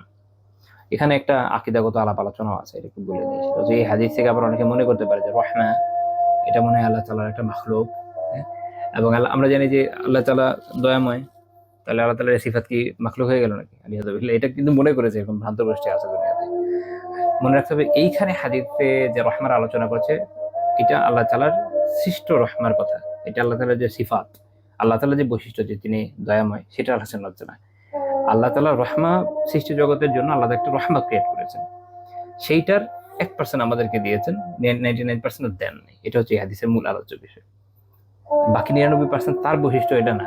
তিনি যে দয়াময়, তিনি যে রহিম, তিনি যে রহমান, তার যে রহমা, তার যে গুণ, সেইটা তো আমাদের সাথে তুলনাযোগ্যই না, ওটার উপরের ঊর্ধ্বের বিষয়, সেটা আলাদা আলোচনা, ওইটা এখানে আলোচ্য বিষয় না। হ্যাঁ, এটা এই কনফিউশন যেন আমাদের ক্রিয়েট না হয়, ওটা কেউ হয়, এই জন্য আমি এটা ক্লিয়ার করে দিলাম। তো এটা মাথায় রাখতে হবে। আচ্ছা, তো তাহলে চিন্তা করেন যে আল্লাহ তাআলা যে দয়াময় সেটা কত বড় হতে পারে, সুবহানাল্লাহ। তো এটা হলো মূল কথা, যে আল্লাহ তাআলার দয়া সম্পর্কে যখন মানুষ জানবে তখন কাফেরেরও মনে হবে মনে আমি পার পেয়ে যাবো। কিন্তু মনে রাখতে হবে যে আল্লাহ তাআলা তার ওয়াদা খেলাফ করেন। আল্লাহ তাআলা বলে দিয়েছেন যে শিরকে মাফ করবেন না, এবং নাজাতের মাধ্যম হচ্ছে এই কাজ, এটা আমাদেরকে বাস্তবায়ন করতেই হবে। ইমাম ইবনে মাজাহ রাহমাতুল্লাহ একটা হাদিস উল্লেখ করেছেন, সুনান ইবনে মাজাহ 4165 নম্বর হাদিস। সেটা হচ্ছে এরকম যে খালিদ এর দুইজন পুত্র, একজন হচ্ছে হাব্বা, একজন হচ্ছে সাওয়া, ওনারা রাসূলুল্লাহ সাল্লাল্লাহু আলাইহি ওয়াসাল্লামের কাছে যখন গেলেন তখন রাসূলুল্লাহ সাল্লাল্লাহু আলাইহি ওয়াসাল্লাম তখন কোনো কিছু মেরামত করছিলেন ওই সময়। তো তারা যাওয়ার পরে তারা আল্লাহ রাসূলকে সাহায্য করলেন। আল্লাহ রাসূল তাদেরকে বললেন, বর্ণনা হচ্ছে এরকম যে লা তাইআসা মিনার রিজকি, তোমরা দুজনে রিজিক থেকে কখনো হতাশ হয়ে যাবে না। আমরা কিন্তু আসলে হতাশার অনেকগুলো দিক কভার করার চেষ্টা করছি। এটা আল্লাহ তাআলার রহমত থেকে হতাশ, এটার সাথে অনেক কিছু বিষয় রিলেটেড, যে পরকাল সম্পর্কে, রিজিকের বিষয়ে এবং অন্যান্য যতগুলো আছে। এই জন্য আমরা কিছু কিছু বর্ণনা আনছি যেগুলো অন্যান্য বিষয়গুলোকে দেখাচ্ছে। তো যাই হোক, আল্লাহ রাসূল কি বললেন যে কতক্ষণ হতাশ হবে না, মা তাহাজ্জাজাত রুউসুকুবা, যতক্ষণ না তোমাদের মাথা চলছে, সুস্থ আছে, ঠিক আছে, অর্থাৎ তোমরা যতক্ষণ বেঁচে আছো, যতক্ষণ বেঁচে আছো ততক্ষণ রিজিক থেকে তোমরা হতাশ হবে না। ফাইন্নাল ইনসানা তালিদুহু উম্মুহু আহমারা ওয়া লাইসা আলাইহি কিশর। কারণ মানুষকে তার মা যখন জন্ম দেয় তখন সে থাকে একদম লাল, কারণ তারপরে রক্ত থাকে এবং তার একটা ক্ষীণ চামড়া থাকে, তার উপরে খুব পাতলা আবরণ, তার উপরে আর কিছু নাই। সুম্মা ইয়ারযুকুহুল্লাহু আযজা ওয়া জাল্লা, এরপরে আল্লাহ তাআলা তাকে রিজিক দান করেন। অর্থাৎ মানুষ কিছু নিয়ে আসে না দুনিয়াতে, এরপর আল্লাহ তাআলাই তাকে রিজিক দেন। কাজে এই পর্যন্ত যে আসছো আল্লাহর রিজিকই তো আসছো, কাজে তুমি কেন হতাশ হবা? কাজে রিজিক নিয়ে কখনো হতাশ হও না, আশাবাদী থাকো, রিজিক যা পাওয়ার ওটা পাবে। এটা হচ্ছে মূল মেসেজ এই হাদিসের। কাজে আমরা যেন রিজিকের চিন্তা এইভাবে হতাশ হই না, যে আমাদের কাজ হলো চেষ্টা করা, আমরা চেষ্টা করে যাব, দোয়া করব, আল্লাহ তাআলার রহমতের অনুগ্রহের আশাবাদী থাকবো, এটা হলো মূল। তো এই হাদিস সম্পর্কে ফুয়াদ আব্দুল বাকি রাহিমাহুল্লাহ তাআলা উল্লেখ করেছেন যে ইমাম বুসির রহমাল্লাহর যে কিতাব মাসাবিহুজ জুজাজা, ওটাও আমি লিখেছি, ওখানে ওনারা দুজনেই একই কথা বলছেন যে সনদ সহিহ। এর যে রাবিরা তারা সবাই সিকা। একজনকে নিয়ে একটু কথা আছে, সেটা হচ্ছে সাল্লাম বিন সুরাহবিল। তো ওনার ব্যাপারে ইবনে হিব্বান রাহিমাহুল্লাহ ওনাকে কিতাব সিকাত উল্লেখ করেছেন। তো এই জন্য ইমাম বুসির রহমাল্লাহ এটার সনদটা সহিহ উল্লেখ করেছেন। আর অনেকে এটার ভিন্ন মত পোষণ করেছেন এবং শেখ আলবানী রহমাতুল্লাহ দঈফ মনে করেছেন, আল্লাহু আলাম। তো দঈফ হলেও এক্ষেত্রে এটা আমরা গ্রহণ করতে পারি ইনশাআল্লাহ তাআলা। তো এটার একদম অর্থ পুরো সঠিক, এতে কোনো কনফিউশন নেই। আচ্ছা, তো এখান থেকে আমরা যে আলোচনা করলাম এখন পর্যন্ত, তা থেকে আমাদের কাছে এটা পরিষ্কার হয়েছে আশা করি যে আমাদের আসলে মুমিনের এটা বৈশিষ্ট্য না যে সে হতাশ হবে, সেটা যে কোনো বিষয় হোক না কেন, সে আল্লাহ তাআলার রহমতের প্রত্যাশী থাকবে। তো এই বিষয়গুলো আমারও বেশ কিছু বক্তব্য রয়েছে, অন্যান্য বিষয় যখন আমরা আলোচনা করেছি আমরা কিছু না কিছু আলিমদের বক্তব্যকে উল্লেখ করার চেষ্টা করেছি, সালাফদের বক্তব্য উল্লেখের চেষ্টা করেছি, এখানেও কয়েকজন উল্লেখ করবেন ইনশাআল্লাহ তাআলা। যেমন আলী রাদিয়াল্লাহু তাআলা আনহুর একটা বর্ণনা ইমাম আদ-দারিমি রাহিমাহুল্লাহ তাআলা তার মুসনাদ উল্লেখ করেছেন 301 নম্বর হাদিস। আলী রাদিয়াল্লাহু তাআলা আনহু ফকিহকে, অর্থাৎ ইসলামী ফিকহের প্রাজ্ঞ ব্যক্তিকে তার পরিচয় করা দিতে গিয়ে বলছেন যে সে হচ্ছে মাল্লাম ইউকান্নিতিন নাস মিন রাহমাতিল্লাহ, যে আল্লাহ তাআলার রহমত থেকে মানুষকে হতাশ বা নিরাশ করে দেয় না। তো অনেকে হচ্ছে এমন ভাবে মাসালা উল্লেখ করে যে তাদের মনে হয় যে মানুষ হতাশ হয়ে যাবে, যে এখন কি হবে টাইপের। এটা সত্য যে সবসময় মানে কেউ যদি অপরাধ করেই ফেলে সেখানে তার কিছু করার নাই, কিন্তু একজন ফকির বৈশিষ্ট্য হচ্ছে যে সে তাকে পথ দেখিয়ে দেওয়ার চেষ্টা করবে যে কিভাবে সে উত্তম ভাবে এগিয়ে যেতে পারবে, হতাশ যেন হয়ে না যায়। কারণ অনেক সময় একজন মানুষের তো মাসালা জানা থাকে না, একভাবে প্রশ্ন করে, সেই প্রশ্ন থেকে ডাইরেক্ট যদি আমি ওটা শুনেই উত্তর দিয়ে দিই তখন তার একটা বড় মুসিবত এসে যেতে পারে। কিন্তু যখন আমি আরো ভালো মতো এটাকে যাচাই বাছাই করবো এবং অন্যান্য বিষয় দেখবো যে হ্যাঁ এইটা তার হচ্ছে না, ঠিক আছে, কিন্তু তার একটা অল্টারনেটিভ আছে, অমুক একটা অল্টারনেটিভ যদি সে নেয়, এটা দিয়ে তার হয়ে যেতে পারে। তখন একজন ফকির কাজ হচ্ছে এটা তাকে দেখিয়ে দেওয়া যে দেখেন এটা তো বৈধ না, বা এই সমস্যাটা আপনার হয়ে গেছে, আপনি অমুক কাজটা করেন, এটা বৈধ, এটা আপনার জন্য, আপনি এটা করতে পারেন, ওটা আপনার জন্য সঠিক আছে, ওটা করেন। তো ফলে সে আর হতাশ হচ্ছে না, সে এক পথ না পেরে অন্য একটা পথ পেয়ে যাচ্ছে। কিন্তু ফকিহ আবার এটা করবে না যে তার জন্য আল্লাহ তাআলা আসলে যে হালাল করে না সেটা হালাল করে দিয়ে দেবে। এই জন্য আলী রাদিয়াল্লাহু আনহু এরপরে বলে দিয়েছেন সতর্ক করে যে ওয়ালাম ইউরাখিস লাহুম ফি মাআসিল্লাহ, এবং সে আল্লাহ তাআলার অবাধ্যতার পথকে তার জন্য এরকম করে দেবে না, যে রুখসা ছাড়ের বিষয় বানিয়ে দিবে না, এটা দেখিয়ে দিবে না যে না এটা করো, এটাতে ছাড় আছে। যেমন অনেকে আছে দেখবেন যে দুনিয়ার এমন কোনো বিষয় নাই যেটা তার কাছে হালাল না, যে সবকিছুকে হালাল বানানোর একটা অপপ্রয়াস সে করে যাবে এবং তার মনে হবে না এখনো কয়েকটা জিনিস হারাম রয়ে গেছে, দেখে এগুলোকে বানানো যায় কিনা। এটা ফকের বৈশিষ্ট্য অবভিয়াসলি না, এবং এটা ভুল কাজ, এটা সহি নয়। এবং এইটা করতে গিয়ে আবার তাকে এমন পর্যায়ে পৌঁছে দেবে না যে সে আল্লাহ তাআলার আযাব সম্পর্কেই কি হয়ে যাবে, নিজেকে নিরাপদ মনে করবে। এই জন্য আলী রাদিয়াল্লাহু আনহু বলছেন যে ওয়ালাম ইওয়াম মিনহুম মিন আযাবিল্লাহ, এবং সে আল্লাহ তাআলার আযাব থেকে এদেরকে মানুষকে কি করবে না, নিরাপদ বোধ করিয়ে দিবেন একদম, ওই ভয়টা থাকা লাগবে। তারপর তিনি বলছেন এবং সে অন্য কোনো কিছুর জন্য আল্লাহ তাআলা কোরআনকে পরিত্যাগ করবে না। অর্থাৎ দেখা যাচ্ছে যে শুধু মাসাইল বা এগুলো নিয়ে এত বেশি বিজি হয়ে গেছে যে কোরআন পাঠের সময় পাচ্ছে না, কোরআন নিয়ে তাদাব্বুর করতে পারছে না, তাফসীর পড়ছে না। এটা ফকির বৈশিষ্ট্য নয়। কারণ কোরআন হাদিস এগুলো হচ্ছে আমাদের মূল মাসদার, আমাদের দ্বীনের ইলমের মূল উৎস। এগুলো বাদ দিয়ে শুধুমাত্র মাসাইল নিয়ে তো কেউ পড়ে থাকবে না। কিন্তু দুঃখের বিষয় হচ্ছে অনেক ব্যক্তি যারা দ্বীনী ইলম অনেক ক্ষেত্রে চর্চা করেন বা বিভিন্ন জায়গায় বিভিন্ন পদে থাকেন, এদের অনেক ক্ষেত্রে এরকম আশা করি আপনারা নিজেরাও দেখেছেন যে অনেকের অবস্থা দুর্ভাগ্যজনক এরকম যে ওনারা হয়তো কোরআনের তাফসীরের সাথে ওনাদের ওভাবে রিলেশন নাই, হাদিসে ওভাবে পাঠ করে না, অনেকের কাছে মাসালার কিছু কিতাব ছাড়া অন্য কিতাবাদিও থাকে না। এটা ফকির বৈশিষ্ট্য নয়, যেটা আলী রাদিয়াল্লাহু আমাদেরকে জানাচ্ছেন। তিনি বলছেন যে ইন্নাহু লা খায়রা ফি ইবাদাতিন লা ইলমা ফিহা, যে সেই ইবাদতের কোনো কল্যাণ নাই যার মধ্যে কোনো ইলম নাই। কারণ ইলম যদি না থাকে তাহলে ইবাদত ভুল হবে, এটাই স্বাভাবিক। যেমন কেউ জানেই না যে কি কাজ করলে ওযু ভেঙে যায়, তো তার ওযু ভেঙে গেছে, তার খেয়ালই নাই, সে সালাত আদায় করে যাচ্ছে, হবে? হবে না। তো এই জন্য ওই ইবাদতে কল্যাণ নাই যেটা ইলম নাই। তাই শর্ত হচ্ছে আমলের পূর্বে ইলম অর্জন করা।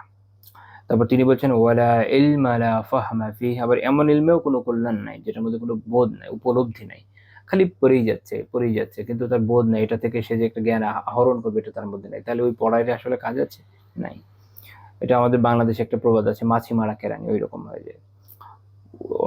অথবা বলে যে তোতা পাখির মতো মুখস্থ, কারণ তোতা পাখি আসলে নিজে কিছু আহ, আত্মস্থ করে না, সে শুধু যেটা শুনে ওটা বলে, বুঝে না। তিনি বলছেন ওয়ালা কিরাআতা লা তাদাব্বুরা ফিহা, এবং এমন কোরআন পাঠেও কোনো কল্যাণ নাই যেটা দিয়ে কোরআনের অনুধাবন যার ভেতরে নাই। এর মানে এই না যে সবসময় পাঠে কল্যাণ রয়েছে, কারণ সাহাবীদের নিজেদের আমল ছিল, তারা অনেক তিলাওয়াত করতেন। এখানে ওনারা বোঝাচ্ছেন যে সবসময় শুধু আপনি তিলাওয়াতেই রত থাকবেন, কখনো কোরআন বুঝে পড়ার চেষ্টা করবেন না, তাফসীর পড়বেন না, বুঝবেন না যে আসলে আয়াত আপনাকে কি জানাচ্ছে, তাহলে মনে রাখেন এটাতে ওই খায়েরটা নাই। যেমন আপনারা আলহামদুলিল্লাহ এখানে একটা দার্স হয় আমার জানা আমাদের তাফসীরের উপর, সেটা হয়তো আপনারা অংশ নেন, বা অন্যান্য বিভিন্ন দুরুসে আপনারা উস্তাদদেরকে বিভিন্ন আয়াত নিয়ে যখন আলোচনা করতে দেখেন, নিঃসন্দেহে তখন আপনারা যখন ওই ব্যাখ্যা বিশ্লেষণগুলো শোনেন, নিশ্চয়ই নিজেরাই বুঝতে পারেন যে শুধু পড়ে গিয়ে এমনকি শুধু অর্থ বুঝে আপনি আসলে ওই বোধটা অর্জন করতে পারেননি যেটা ওস্তাদ আপনাকে বুঝিয়ে দিচ্ছে এখন। তো এই ইলমটা তো জরুরি। তার মানে এইভাবে তদাব্বুরের সাথে উত্তমভাবে তাফসীর পাঠ করার মাধ্যমে যে খায়ের লাভ হয়, শুধু পড়ে গিয়ে আসলে ওভাবে হয় না। এটা হচ্ছে কথা। এখানে কিন্তু কেরাআর কথা আছে, এটা একটা গুরুত্বপূর্ণ কথা। এখানে তিলাওয়ার কথা নাই কিন্তু। তিলাওয়াত হচ্ছে কি শুধু পড়া, পাঠ করা। এটা ওটার কথা বলা হয়নি। এটা একটা ইন্টারেস্টিং পয়েন্ট। এখানে কেরাআতের কথা বলা আছে। অর্থাৎ আপনি পাঠ করেন। আপনি পড়ছেন, অর্থটা বুঝছেন, হ্যাঁ এই অর্থ পড়ে যাচ্ছেন। কিন্তু অর্থ বুঝে যাচ্ছেন। পুরো বাংলায় কোরআন অনুবাদ কয়েকবার পড়ে গেছেন কিন্তু তাদাব্বুর করেননি। গভীর অনুধাবন যেটা হওয়া দরকার ছিল এটা করেননি। সেটার কথা বলা হচ্ছে। তো এটা সনদকে এই দারিমির যিনি মুসনাদুদ দারিমির মুহাক্কিক, এটার সনদকে হাসান বলেছেন। আর আপনাদের খেয়াল আছে এর আগে আমরা আলোচনা করেছিলাম আর অজুবের আলোচনা, ইবনে মাসউদ রাদিয়াল্লাহু তাআলা বলেছেন যে হালাকু ফি ইসনাইন, দুইটা বিষয়ের মধ্যে ধ্বংস আছে। একটা হচ্ছে কুনুত, এটা হলো অজুব। একটা হচ্ছে আল্লাহ তাআলার এই রহমত থেকে নিরাশা, আরেকটা কি? আরেকটা হচ্ছে আত্মকরিম। আমরা পিছনে আলোচনা করেছি এটা নিয়ে। মুহাম্মদ বিন সিরিন রাহিমাহুল্লাহ তাআলা এবং আবিদাহ আস-সালমানি রাহিমাহুল্লাহ ওনারা একটা খুব গুরুত্বপূর্ণ কথা বলেছেন। সেটা হচ্ছে ওখানে বলছেন যে ধ্বংসের মধ্যে ইমাম বাগাবী রাহিমাহুল্লাহ তাফসীরে উল্লেখ করেছেন এই বক্তব্যটা। সেটা হচ্ছে যে ধ্বংসের মধ্যে মানুষ আসলে নিক্ষিপ্ত কখন জানেন? যখন মানুষ আল্লাহ তাআলার রহমত থেকে নিরাশ হয়ে যায়। আমরা এর আগে যে আলোচনা করেছি আশা করি তাদের বুঝিয়ে গেছেন, নিজেরাও অনুধাবন করেন যে মানুষ যখন আল্লাহর রহমত থেকে নিরাশ হয় কোনো না কোনো ফর্মে সে ধ্বংসের মধ্যে পড়ে যায়। ইবনে হাজার রাহমাতুল্লাহ একটা কিতাব আছে আল উজাব ফি বায়ানিল আসবাব, ওখানে উনি একটা খুব চমৎকার কথা বলেছেন। উনি বলেন, উনি ইবনে সিরিন রাহমাতুল্লাহ একটা বক্তব্য উল্লেখ করেছেন। সেটা হচ্ছে ইবনে সিরিন রাহিমাহুল্লাহ বলছেন যে হতাশ হও না। কারণ হতাশ হলে তুমি নিরাশায় পৌঁছে যাবে এবং এরপর তুমি আর আমল করতে পারবে না। দেখবে যে মানুষ যখন হতাশ হয়, একটা পর্যায়ে নিরাশ হয়ে যায় যে কি করব, তখন সে আর কিছু করতে পারে না। সে যেমন মনে করেন সারা বছর পড়াশোনা করেননি, এখন এক্সামের আগে গিয়ে মনে হচ্ছে যে এখন কি করব, এখন আর পড়ে কি করব, 4-5 দিন আছে, 1 সপ্তাহ আছে, কি করব, পড়ে দিলাম ছেড়ে দিয়ে বসে আছেন। এর ফলে কি হচ্ছে? আপনার কিছুই করতে পারবেন না। এটা শুধু এই পড়াশোনা না, জীবনের সব ক্ষেত্রে জরুরি। কাজে হতাশ হওয়া যাবে না। এই প্রসঙ্গে আমি আমার পরিচিত একজনের কথা বলতে পারি, যখন অনেক বছর আগের কথা, সেটা 2011-র কথা। তখন এইচএসসি এক্সামে তার মানে ম্যাথ প্রিপারেশন এত ভালো ছিল না। সে বছর ম্যাথের একটা ভালো ছুটি ছিল, আমার যত খেয়াল আছে। যে এমনি তার কনসেপ্ট খুব ক্লিয়ার, বাট প্রিপারেশনে অনেক ঘাটতি ছিল। হতাশ হয়ে বসে গেলে কি করতো? ধরা খেয়ে যেত। কিন্তু সে এই ছুটির মাঝখানে খুব গুরুত্ব দিয়ে প্র্যাকটিস করেছে এবং বেনিফিট যেটা হয়েছে যে সে তো গোল্ডেন এ প্লাস পেয়েছেই, সে মেধা তালিকায় স্থান পেয়েছিল। তো এটা আমি একটা দুনিয়াবী বিষয় দৃষ্টান্ত দিলাম। দিনী ক্ষেত্রে আপনি অনেক দৃষ্টান্ত পাবেন। অর্থাৎ আপনি যখন হতাশ হয়ে যাবেন, নিরাশার মধ্যে পড়ে যাবেন, আপনি যখন আর কাজ করার শক্তি সামর্থ্য পাবেন না, তখন আর আপনি এই জোশ পাবেন না যে আচ্ছা আমি একটু এগিয়ে যাই। যতটুকু পারতেন অতটুকু হারিয়ে ফেলবেন। কিন্তু যখন আপনার মধ্যে আশা থাকবে আল্লাহ তাআলার রহমতের, মেহেরবানির, আল্লাহ তাআলার অনুগ্রহের, তখন আপনি অল্প সময় যা পাচ্ছেন তাতেও দৃঢ়তার সাথে কাজ এগিয়ে নেবেন। হয়তো আপনি পুরোটা যদি নাও পান, কিছু হলেও পাবেন, কিন্তু আপনি যদি সেটা ছেড়ে দেন তাহলে আপনার কিচ্ছু থাকবে না। ওইটাই ইবনে সিরিন রাহিমাহুল্লাহ তাআলা উল্লেখ করেছেন। লা ইলাহা ইল্লাল্লাহ। আরেকটা বক্তব্য আমরা উল্লেখ করব ইমাম তাহাবী রাহিমাহুল্লাহ তাআলার। এটা দিয়ে আমি শেষ করব, যদি আমি আরেকটা বক্তব্য উল্লেখ করতে চেয়েছি, বাট আজকে ইমাম তাহাবী রাহিমাহুল্লাহর বক্তব্য দিয়ে শেষ করব। আপনারা আল আকিদাতু তাহাবিয়া সম্পর্কে জানেন। ইমাম তাহাবী রাহিমাহুল্লাহর আকিদার যে ছোট্ট একটা টেক্সট আছে, ওখানে উনি এটা কিন্তু উল্লেখ করেছেন। আপনারা যদি পড়ে থাকেন জেনে থাকবেন। তিনি ওখানে কি বলেছেন যে ওয়াল আমনু ওয়াল ইয়াস ইয়ানকুলানি আন মিল্লাতিল ইসলাম ওয়া সাবিলিল হক, যে আল্লাহ তাআলার যে আযাব, এটা থেকে নিজেকে নিরাপদ মনে করা এবং এই যে হতাশ হয়ে যাওয়া, দুইটার সমস্যা হচ্ছে কি জানেন? এটা মানুষকে মিল্লাত ইসলাম থেকে, ইসলামী মিল্লাত থেকে বের করে দেয়। এটা বাস্তব। মানুষ এই অতি আশায় আমল ছেড়ে দেয়, আবার ওতে অনেক হতাশা থেকেও ছেড়ে দেয়, যে কোনো কারণে হোক। আবার অনেকে দেখবেন যে কেন কেন কেন তুমি এথিস্ট হয়ে গেছো, এই কারণে। যে কারণ দেখা যাবে তার মধ্যে এই দুইটা ইস্যুর কোনো একটা পেয়ে যাবেন। এবং আরেকটা কি হয়, ওয়ান সাবিলিল হক, তাকে হকের পথ থেকে দূরে সরিয়ে দেয়। আর বাইনাহুমা লিআহলিল কিবলা, যারা মুমিন তাদের পথ হচ্ছে মাঝখানে, অর্থাৎ আশা এবং নিরাশার মাঝখানে এসে থাকে। জাবির রাদিয়াল্লাহু তাআলা আনহু বলেছেন, ইবনে হাদিস বলি, জাবির রাদিয়াল্লাহু তাআলা বলেছেন যে রাসূলুল্লাহ সাল্লাল্লাহু আলাইহি ওয়াসাল্লামকে আমি ক্বাবলা মাউতিহি বিসালাসাতি আইয়াম, তার মৃত্যুর 3 দিন আগে বলতে শুনেছি। অর্থাৎ কি পরিমাণ গুরুত্বপূর্ণ, যে সময় রাসূল বলেছেন লা ইয়ামুতান্না আহাদুকুম ইল্লা ওয়া হুয়া ইউহসিনুজ যান্না বিরাব্বিহ, তোমাদের কেউ যেন তার রবের ব্যাপারে সুধারণা তার অন্তরে পোষণ করার আগে মৃত্যুবরণ না করে। বা এভাবে বলা যায় যে যেন এই অবস্থায় মারা না যায় যে তার মধ্যে এটা থাকবে না, সেটা হচ্ছে যে তার রবের ব্যাপারে সুধারণা রেখে যেন সে মারা যায়। হতাশ হওয়া যাবে না মৃত্যুর আগের কথা। এটা ইমাম আহমদ রাহিমাহুল্লাহ মুসনাদ উল্লেখ করেছেন হাদিস 14481 নম্বর হাদিস। শোয়েব রাহিমাহুল্লাহ এটা সনদকে ইমাম মুসলিম রাহিমাহুল্লাহ শর্ত সহিহ বলেছেন। এজন্য ইবনে আবিল ঈস রাহিমাহুল্লাহ তাআলা তাহবিল ব্যাখ্যায় বলছেন, এই জন্য বলা হয় যে একজন বান্দার জন্য কর্তব্য হলো সে মারা যাবার আগে আল্লাহর ব্যাপারে সুধারণা রাখবে। আর যখন সুস্থ থাকবে, সবকিছু ভালো থাকবে, তখন সে নিজের ব্যাপারে ভয় করবে। অর্থাৎ এখন আলহামদুলিল্লাহ ধরেন আমি সুস্থ আছি, শরীর ভালো, অর্থ সম্পদ সব আছে, সব ঠিক আছে, ওকে গুড। এখন আমার কাজ হচ্ছে আল্লাহকে ভয় করা, এই ভয়ের মধ্যে থেকে নেক আমল করা এবং কখনো গড়িমসি না করা। এইভাবে যখন চলতে থাকবো, যখন আমি যদি কখনো কোনো বিপদে পড়ি, পরীক্ষায় পড়ি, কারণ সবাই পড়বে, এটি স্বাভাবিক, আল্লাহ তাআলা পরীক্ষা নেবেনি, তখন এবং মৃত্যুর আগে, তখন আমি অত্যন্ত আশাবাদী হব। এইভাবে যখন চলবেন তখন দেখবেন জীবনটা অন্যরকম হবে। মানুষ হয় উল্টা, যখন খুব ভালো থাকে তখন খুব আশাবাদী থাকে, আল্লাহ মাফ করে দিবে, থাক আজকে গেলাম না জামাতে, আজকে পড়লাম না নামাজ, আজকে এই করলাম না, জাকাত পরে দিব না, আছে তো একসঙ্গে দিয়ে দেবো, টাকা আছে, হয়তো যাবো না, কিছুদিন পরে যাবো। এটা এই সময় হওয়ার কথা না, এই সময় আশাবাদের সময় না, কিন্তু এই সময় তারা আশা নিয়ে বসে থাকে, আশাবাদী হয়ে যায়। আর এরপরে কি হয় জানে, যখন মারা যাবে তখন হতাশা, নামাজও পড়া হলো না, হজও করা হলো না, জাকাতও দেওয়া হলো না, টাকা পয়সা নিয়ে সমস্যা, এদিকে এত অসুস্থ, পরিবার বিচ্ছিন্ন হয়ে গেছে, তখন কি হতাশা হতে হবে। উল্টা, সুস্থ অবস্থায়, আর্থিক প্রশস্ততার অবস্থায়, ভালো সময় আল্লাহ তাআলাকে ভয় করতে হবে। আর যখন ওই মৃত্যুর সময় চলে আসবে, সংকীর্ণতায় পড়বেন, অনেক আশার উপরে থাকতে হবে, তাহলেই সফলতার পথ পাওয়া যাবে। তো আজকে আমাদের আলোচনা এই পর্যন্তই থাকছে। আল্লাহ তাআলা আমাদের বিষয়টা বোঝার এবং আমলের তৌফিক দান করেন। আল্লাহ তাআলা আমাদেরকে তার রহমত থেকে, তার অনুগ্রহ থেকে, হতাশা থেকে হেফাজত করেন এবং তার মেহেরবানির ব্যাপারে আশাবাদী রাখেন। সুবহানাকাল্লাহুম্মা বিহামদিকা লা ইলাহা ইল্লা আনতা আস্তাগফিরুকা ওয়া আতুবু ইলাইক।